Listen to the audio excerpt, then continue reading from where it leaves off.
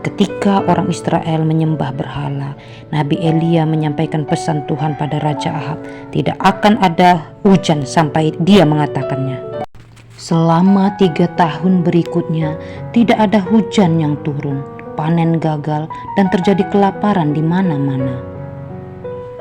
Elia sembunyi di lembah Kerit dan diberi makan burung gagak. Ketika sungai kering, Tuhan menyuruhnya ke Sarpat dan diberi makan seorang janda. Orang-orang Samaria tempat Ahab tinggal sangat membutuhkan air dan makan. Mereka berdoa pada Baal, memohon untuk mendatangkan air. Raja Ahab menyuruh Obadya mencari mata air dan rumput di lembah untuk makanan kuda dan bagal agar tetap hidup. Ketika Obadya sedang jalan, tiba-tiba dia bertemu dengan Elia, dan Elia berkata, "Katakanlah pada Ahab, aku di sini." Lalu Obadya menemui Raja Ahab dan memberitahu bahwa dia sudah menemukan Elia.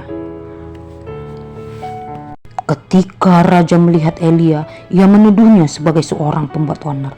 Tapi Elia berkata, "Engkau yang sudah meninggalkan perintah Tuhan dan menyembah Baal."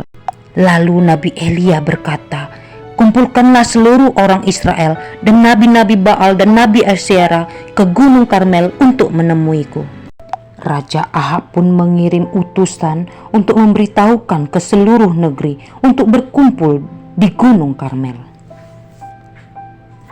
Elia berbicara kepada orang banyak, "Berapa lama lagi kamu akan bimbang dan bercabang hati? Kalau Tuhan itu Allah, ikutilah dia, tapi kalau Baal itu Allah, ikutilah dia." Kata Elia kepada orang banyak, "Aku satu-satunya nabi Tuhan yang tersisa di sini. Sedangkan Baal memiliki 450 nabi. Sekarang ambillah 2 ekor lembu jantan, 1 untukku dan 1 untuk nabi-nabi Baal itu.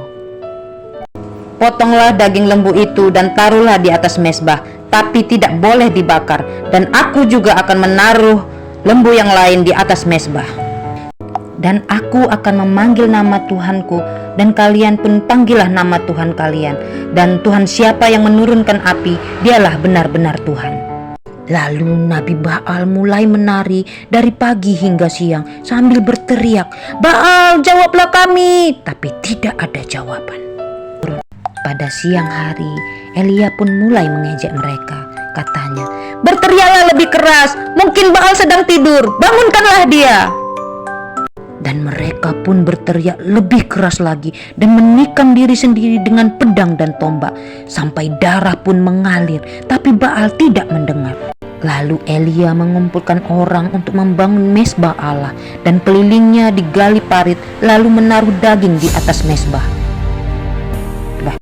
Kemudian menyuruh orang untuk menyirami daging dan mezbah itu sampai paritnya penuh dengan air. Lalu Elia berdoa, "Tuhan, biarlah hari ini diketahui semua orang bahwa Engkaulah Allah dan aku hamba-Mu. Jawablah doaku." Tiba-tiba Tuhan turun dan membakar habis korban kayu, batu, dan air dalam parit. Orang banyak pun berseru, "Tuhan, dialah Allah." Lalu Elia memberi perintah agar nabi-nabi Baal ditangkap dan dimusnahkan supaya tidak menyesatkan manusia ke jalan yang jahat yang dilarang Tuhan.